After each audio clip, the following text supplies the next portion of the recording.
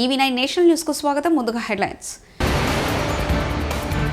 చార్ ధామ్ యాత్రకు బ్రేక్.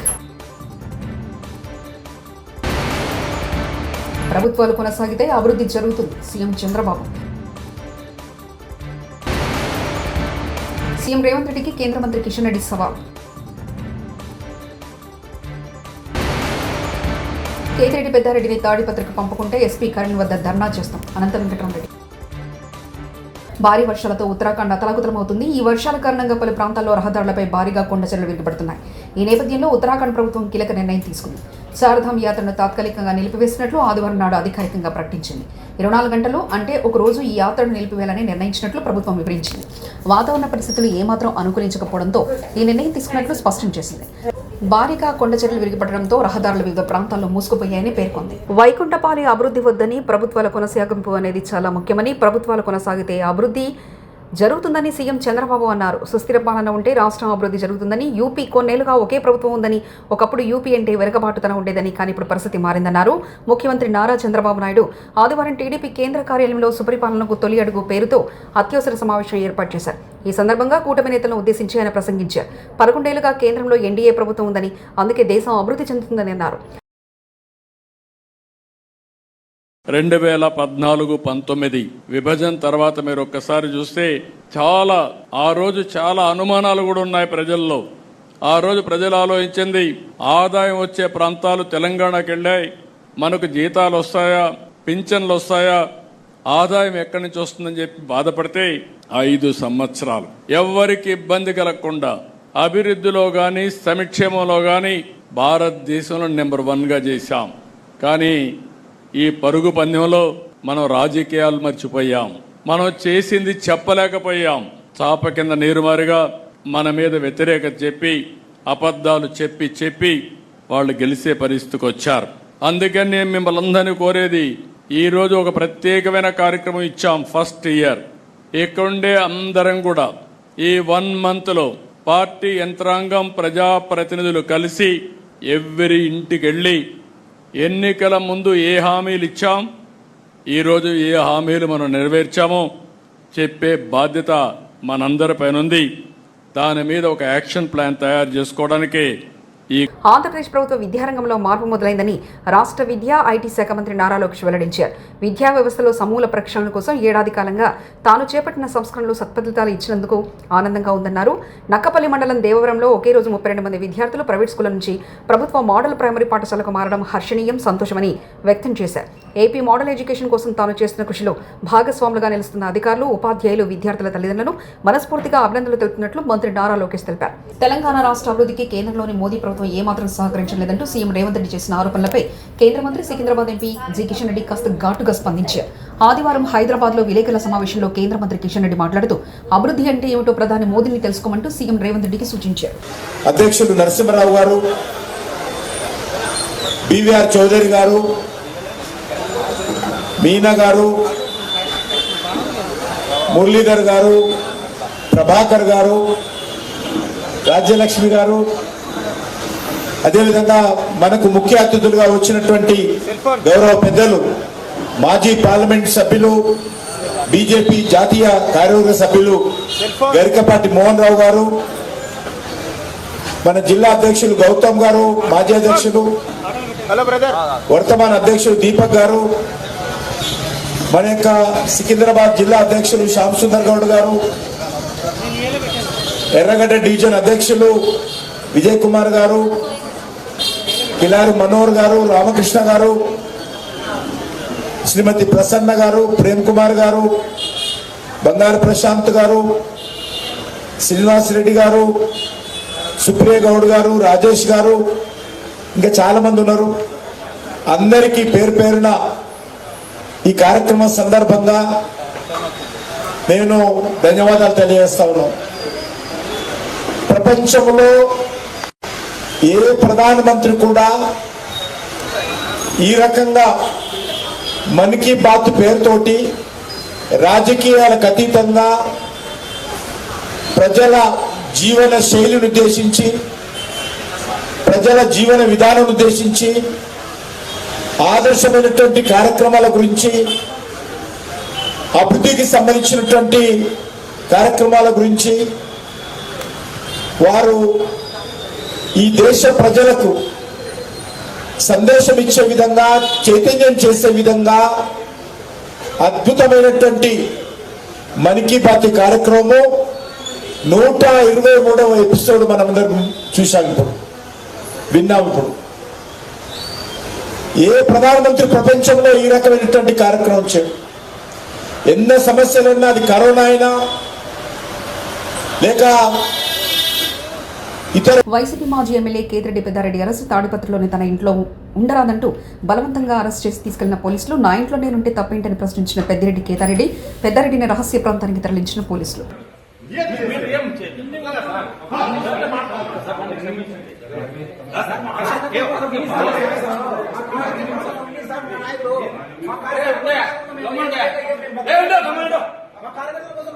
తాడిపత్రిలో అటవిక రాజ్యం నడుస్తుందని ఆరోపించారు వైఎస్ఆర్సీపీ జిల్లా అధ్యక్షులు మాజీ ఎమ్మెల్యే అనంత వెంకటరామరెడ్డి. తాడిపత్రి వెళ్లిన పెద్దారెడ్డిని పోలీసులు అడ్డుకోవడం దుర్మార్గమైన చర్య అంటూ ఆగ్రహం వ్యక్తం చేశారు. పోలీసుల వైఖరి మారకపోతే ఎస్పీ కార్యాలయాన్ని ముట్టడిస్తామంటూ హెచ్చరించారు. వైఎస్ఆర్సీపీ జిల్లా అధ్యక్షుడు మాజీ ఎమ్మెల్యే అనంత వెంకటరామరెడ్డి తాజాగా మీడియాతో మాట్లాడారు. కేతిరెడ్డి పెద్దారెడ్డి తాడిపత్రి వెళ్లేందుకు హైకోర్టు నుంచి అనుమతి ఇచ్చింది. పెద్దారెడ్డికి తగిన భద్రత కల్పించాలని పోలీసులను హైకోర్టు ఆదేశించింది. హైకోర్టు ఆదేశాలు వచ్చి 2 మాసాలైనా పెద్దారెడ్డి తాడిపత్రి వెళ్లేందుకు పోలీసులు అనుమతించలేదు. ఈరోజు ఉదయం తాడిపత్రి వెళ్లిన పెద్దారెడ్డిని పోలీసులు అడ్డుకోవడం దుర్మార్గం. పోలీసులు రాజ్యాంగబద్ధంగా వ్యవహరించడం లేదు. దానికి పూర్తిగా కూడా యథార్థం అని చెప్పేసి ఈరోజు తాడిపత్రిలో జరుగుతున్న సంవత్సరం నుంచి జరుగుతున్న పరిణామాలు కూడా.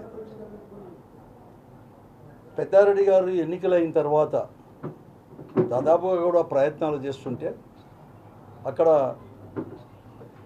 పోలీస్ డిపార్ట్మెంట్ వారు కానీ రాలేదు, శాంతి భద్రతలకు విఘాతం కలుగుతుందని చెప్తే ఆ పరిస్థితుల్లో హైకోర్టుకు పోయి పూర్తిగా కూడా పోలీసు వారికే డైరెక్ట్ చేయడం జరిగింది. హైకోర్టు 2 మాసాల కిందట ఏప్రిల్ 30 తేదీ అతనికి ప్రొటెక్షన్ ఇవ్వాలని చెప్పేసి ఎక్కడైనా కానీ నియోజకవర్గంలో పర్యటించేటప్పుడు 4 వెహికల్స్ కంటే కూడా ఎక్కువ అనేది కూడా అతను వెంబడి 4 వెహికల్స్ కంటే ఎక్కువ పోకూడదని చెప్పేసి పూర్తిగా కూడా డైరెక్ట్ చేయడం జరిగింది. డీజీపీ, రాష్ట్ర డీజీపీని, అలాగే అనంతపురం సూపర్ ఎస్పీ గారికి కూడా డైరెక్ట్ చేయడం జరిగింది.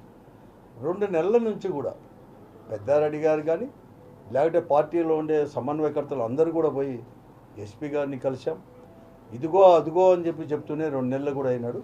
కనీసం ప్రొటెక్షన్ ఇచ్చి పిలుచుకొని పోయే దాంట్లో కూడా పూర్తిగా కూడా వైఫల్యం చెందినారు. ఏకపక్షంగా కూడా పోలీస్ వ్యవస్థ కూడా ఈ జిల్లాలో వ్యవహరిస్తుంది. ఆ పరిస్థితుల్లో వైఎస్ఆర్ కాంగ్రెస్ పార్టీ ఒక వారం కింద 5 రోజుల కిందట 25వ తేదీ ఒక పెద్ద కాల్ ఇచ్చింది. Recalling the Chandrababu Naidu manifesto అని చెప్పేసి నియోజకవర్గంలోను, ఆ తర్వాత మండలంలోను, గ్రామస్థాయి వరకు ఆగస్టు 4వ తేదీ వరకు కూడా కంప్లీట్గా ఈ 35-36 రోజులు కూడా ఒక కార్యక్రమాన్ని కూడా చేపట్టి పని చేయమని చెప్పడం జరిగింది. దాంట్లో భాగంగానే ఈరోజు పెద్దారెడ్డి గారు తాడిపత్రి నియోజకవర్గం హెడ్ క్వార్టర్స్ అయిన తాడిపత్రి నియోజకవర్గానికి తన సొంత ఇంటికి కూడా పోయి ఉదయం తెల్లారుజామునే 7-15 మధ్యలో కూడా పోతే వెంటనే అతను ఇంకా కూడా లేదు, ఇంకా కొద్ది మంది కార్యకర్తలు లేకపోతే అక్కడ ఆ నియోజకవర్గానికి సంబంధించిన నాయకులు వస్తున్నప్పుడే పోలీసు వారు మరొక మారు కూడా బలవంతంగా అక్కడ ఉండకూడదని చెప్పేసి హైకోర్టు ఆర్డర్స్ ఉన్నా కూడా నియోజకవర్గంలో ఉండడానికి వీలు లేదని చెప్పేసి తీసుకొని రావడం కూడా బయటికి తీసుకొని వచ్చేసి మళ్ళీ అనంతపురంలో ఆయన సొంత ఇంటిలోనే విడిచిపెట్టి రావడం, దాదాపుగా కూడా బలవంతంగా కూడా పోలీస్ బందోబస్తుతో కూడా తీసుకొని వచ్చి విడిచిపెట్టడం చెప్తాను. ఇదేం ప్రజాస్వామ్య పద్ధతి? పోలీసు వ్యవస్థను మేము ఇప్పుడే చెప్తున్నాం. ఈ ప్రభుత్వం కూటమి ప్రభుత్వం వచ్చినప్పటి నుంచి కూడా వ్యవస్థలన్నీ కూడా విధ్వంసం అనేది కూడా సృష్టించినారు, విధ్వంసంగా చేస్తున్నారు. దాంట్లో ఈ పోలీస్ వ్యవస్థ కూడా. నేను ఒకటే అడుగుతున్నాను, పోలీస్ వ్యవస్థ మీరు ఎవరి కోసం పనిచేస్తున్నారు? మీరు రాజ్యాంగబద్ధంగా మీరు వ్యవహరిస్తున్నారా లేదా? పొద్దురు ఆత్మ పరిశీలన చేసుకోమని చెప్పి నేను అడుగుతున్నాను డిపార్ట్మెంట్లో ఐపీఎస్ ఆఫీసర్కు అందరికి కూడా నేను అడుగుతా ఉన్నాను.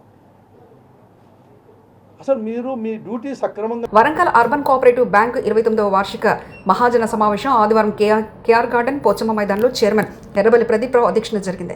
ఈ సందర్భంగా మాట్లాడుతూ ఈ ఆర్థిక సంవత్సరంలో 14.24% వృద్ధితో డిపాజిట్లు 219.20 కోట్లకు చేరినవని, రుణాల మంజూరులో 13.20% అభివృద్ధిలో 154.13 కోట్లకు చేరి మొత్తం బిజినెస్ 373.43 కోట్లకు చేరుకుందని తెలిపారు.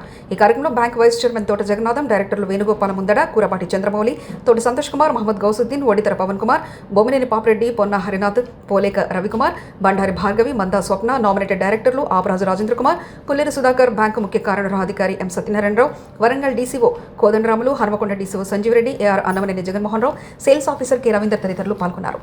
పేరు పేరున నమస్కారాలు తెలియజేస్తూ మన కోఆపరేటివ్ బ్యాంకు కోఆపరేటివ్ సహకారం మరియు డైరెక్టర్ల సహకారం, సభ్యులు సహకారంతో ఒక వీక్ స్టే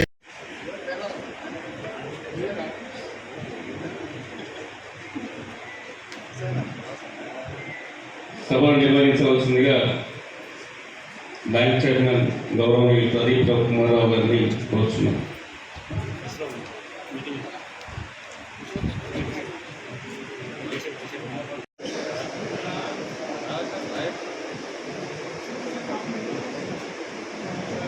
విజయవాడ ఇంద్రకీలాద్రి అమ్మవారి ఆలయంలో ఘనంగా ప్రారంభమైన తెలంగాణ బోనాలు. తెలంగాణ నుంచి బోనాలు సమర్పిస్తున్న హైదరాబాద్ ఉమ్మడి దేవాలయాల ఉత్సవ కమిటీ 500 మంది కళాకారులతో మేళతాళాల నడుమ మంగళ వాయిద్యాలతో ప్రారంభమైన బోనాలు. ప్రతి ఏడాది ఆషాఢ మాసంలో మొదటి బోనం దుర్గమ్మకు సమర్పించడం ఆనవాయితీ. ఇరు రాష్ట్రాల ప్రజలు సుభిక్షంగా ఉండేందుకు బోనాల సమర్పణ, బోనాలు సమర్పించేందుకు తెలంగాణ నుంచి వచ్చిన భక్తులకు ప్రత్యేక ఏర్పాట్లు చేసిన దుర్గగుడి అధికారులు.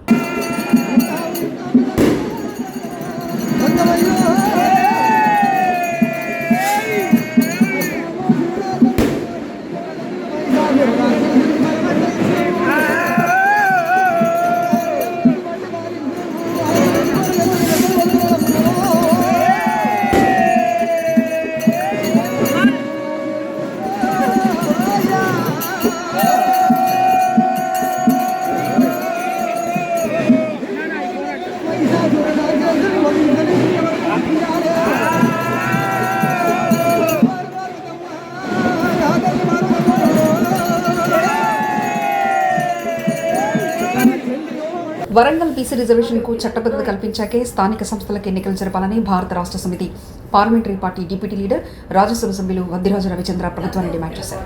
కామారెడ్డి బహిరంగ సభలో ఎన్నికల ప్రచారంలో మేనిఫెస్టోలో బీసీలకు ఇచ్చిన హామీ మేరకు స్థానిక సంస్థల ఎన్నికలు, విద్యా, ఉద్యోగ రంగాల్లో 42% రిజర్వేషన్స్ అమలు చేయాల్సిందేనని ఎంపీ రవిచంద్ర స్పష్టం చేశారు.